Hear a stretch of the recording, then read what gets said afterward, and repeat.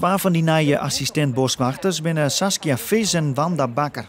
Op drukke momenten in december werden ze nu inzet als gastvrouw bij excursies en natuurlessen. En de dames hadden er zin in.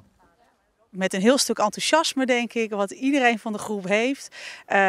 Denk ik dat het heel leuk is om hun te gaan vertellen over het eiland en over de mooie plekken, over de vogels. Ja, eigenlijk over gewoon het stukje gevoel en beleving die je hier op de Schelling, wat je kan hebben hier.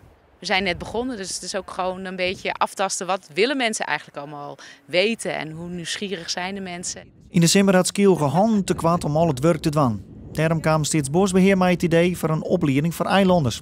Vis en Bakker hadden een jaar lang cursussen dienen.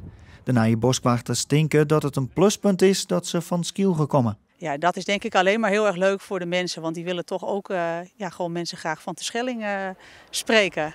Nou, dat je toch een beetje de geschiedenis ook weet van je opa en oma of van je vader. Ik was altijd met mijn vader op pad over het strand. En dat je dat ook een beetje kan vertellen. Mensen vinden het ook leuk om te weten van hoe is het dan om op een eiland te wonen.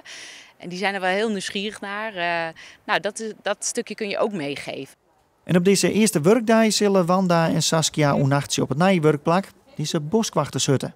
Ik ben heel benieuwd. Ik denk dat wij gewoon vanavond nog zelf even op excursie gaan hier. En misschien nog even gaan zwemmen als het weer het toelaat. En gewoon genieten van deze plek.